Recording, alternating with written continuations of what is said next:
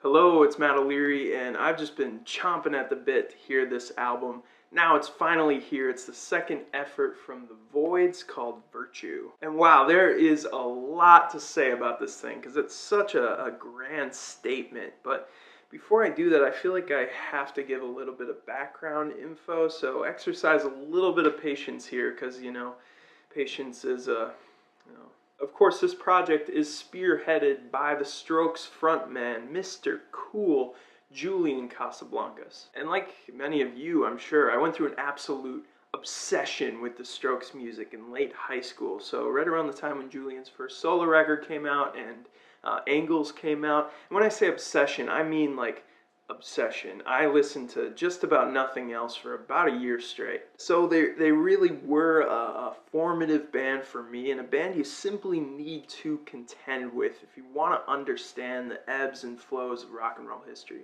I think discussing their legacy, at least really academically, is probably a little bit stale at this point, but I feel like it needs to be said that the Strokes were emblematic of the revival of the rock and roll lifestyle as all-encompassing. They weren't sitting in their bedroom like hermits just crafting and concocting the perfect album like chemists in a lab or something, but not that there's anything against that. I mean, Kid A is pretty great. But instead, they were living out their style and their sound. They really embodied it, leather jackets and all. They really had a unified brand, and their visceral, straightforward, poppy garage rock was instantly accessible. So, why?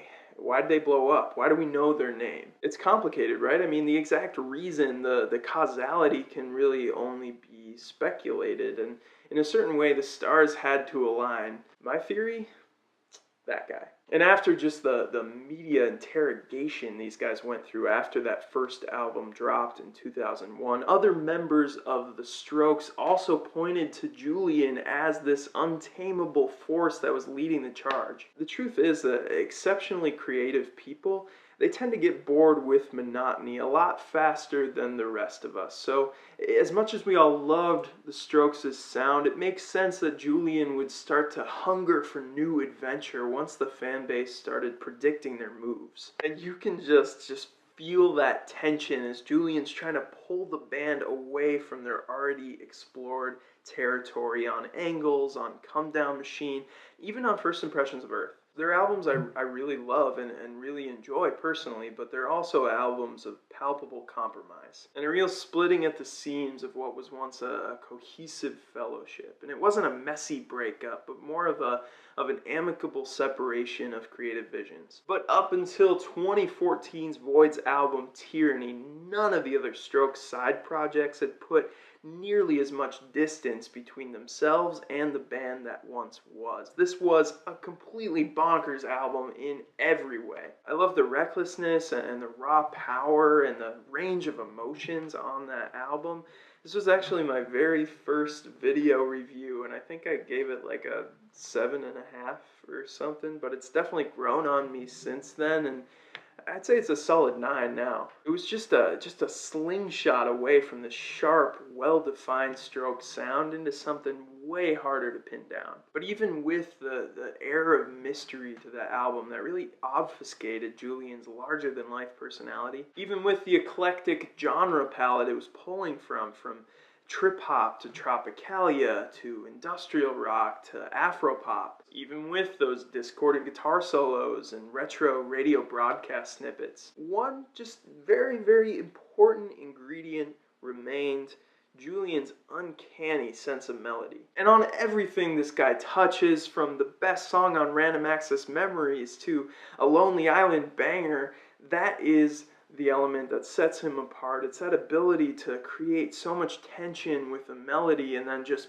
boom, hit you with a euphoric hook. And immediately you'll notice that sense of tension and release on Virtue, from the song Permanent High School to the sunshiny opener Leave It in My Dreams. I always think of that Chili Peppers song Parallel Universe when I hear that opening line. Yes, I've been taking a lot from you. In some ways, Virtue is a catchier album than Tyranny, with Julian really showing off his versatility as a vocalist. He sounds both like a German prison guard and a Middle Eastern princess on Curious. He also does a little bit of that lethargic, jazzy falsetto thing like he did on the Strokes song Call It Fate, Call It Karma. And that kind of Lou Reed croaky thing on Pointlessness. I believe that you're gonna be. Other times it's that ferocious throat thrashing like on We're Where We Were. Someone, get this dude a cough drop. There's auto-tune, there's spoken word sections. This guy is doing it all. The instrumental palette is just as diverse as on Tyranny, although unlike that album, I think it's some of the simpler songs here that are some of my favorites. On Permanent High School or the breezy psychedelic Lazy Boy, they don't have to rely on weirdness or excessive flashiness because the songs just don't need it. I love the syncopated blasts on the chorus of Lazy Boy or that haunting synth arpeggio underneath. Something this band just does so well is play with dissonance in their music. You'll notice in that little synth part there are notes and there are harmonies that don't fit within the key. And they do this just all over the place on the album, like in the little harmonized background vocals on All Words Are Made Up, the guitar solos on the claustrophobic Black Hole. Dissonance in music is pretty hard for people to appreciate and connect with because you really have to have a lot of patience and have to sort of understand the sophistication of playing with dissonance on purpose, because otherwise it just sounds like they're playing the wrong notes. I think this tendency to throw in some discordant sounds once in a while is a good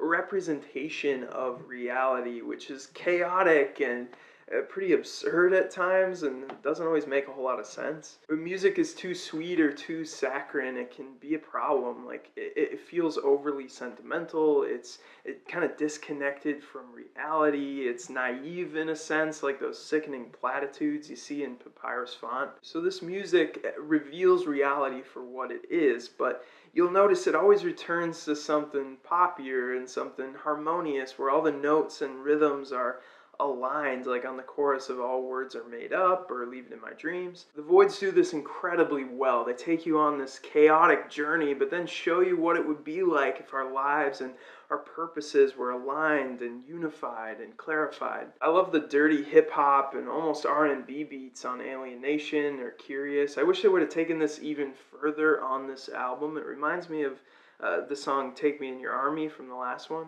And I love the stuttering beat and eerie vocal on the reflective song My Friend The Walls. That little tiny guitar solo right at the end of that song is probably my favorite moment from this whole thing. If their goal was to make a more listenable and more agreeable album to the casual listener than Tyranny, which was a purposely uncomfortable and abrasive, then all that just comes crashing down on Pyramid of Bones, which is the most aggressive and obnoxious song here. It's not what you'd call an easy listen. We got some abrupt changes from a Megadeth riff to some surf rock and then this all-out death metal attack. It comes across a little bit corny, to be honest. I feel like it's very unique, but the goofiness of the instrumental really clashes with the very serious tone of the lyrics, which I feel like vaguely relate to police brutality or some similar hot button issue. And this gets to my main gripe with the album, which I feel like I could have predicted, and that is the themes and the hyper-cynical lyrics. Honestly, it's pretty hard to make out what Julian says ever. It's a slurry, garbly, mumbly mess most of the time. And even when I can make out a couple lines, I feel like there are never many specific references. Unfortunately, Julian spends most of his time on Virtue casting these predictable and oversimplistic political aspersions. On tracks like Pyramid of Bones or ALieNNatioN or Think Before You Drink or We're Where We Were, he really paints society as oppressed versus oppressor, which is pretty typical of this radical left view of the world. He talks about a privileged class naively bathing in the blood of the oppressed, which is such an overdramatic and distorted view of our current reality. It's almost unbelievable. You also just have to be pretty arrogant and ungrateful to say your teachers fed you poison. It's just incredible to me that in 1963, so over 50 years ago, MLK said we should judge each other by our individual character rather than our group identity, and yet in 2018 we're still getting lyrics like, don't you ever listen to the white man's lies. Another thing they seem to fixate on this album is kind of the arbitrary nature of language, like on the song All Words Are Made Up, obviously. but also they're spelling the names of songs in really wonky ways and putting capital letters just in random places. There's this part of Hamlet where Hamlet is pretending to be insane, actually, and he explains that his internal moods are shaping the world around him, and that language is subjective and it can't really describe the objective world around him. The quote is, "There is nothing either good or bad, but thinking makes it so." I feel like Shakespeare is trying to get at that the relativism employed by the Voidz here is not only crazy, but make-believe crazy. This is a really conflicting album because in the course of the same song, I can really love the experimentation and the songwriting, but also I'm just rolling my eyes at some of the spirit of the age postmodern and nihilism stuff going on. There's some insufferable and subtle as a dump truck politics that ironically display very little virtue whatsoever. And like Tyranny, it is a little bit bloated. There are some, maybe a few of the 15 tracks that I feel like the whole listening experience would be a little bit better off without. But at the same time, there's also an astounding amount of original ideas that cement this band as one of the most innovative around right now. I feel like I've kind of developed a discipline and a skill almost of just ignoring the lyrics altogether. And as a listener, I've always been more about the composition and the instrumentation than I have been about the themes and the lyrics. So this one is going to get a 7 out of 10, although I don't feel like that score can really represent all the nuances and kind of just the complexity of how I feel about it. There's a lot to talk about here, so I feel like if you do have an opinion, if you have some thoughts, please share them below. I'd love to discuss it more. I want to be challenged in my thoughts about this, and hopefully this one will grow on me as much as Tyranny did. So yeah, as always, thank you so much for watching.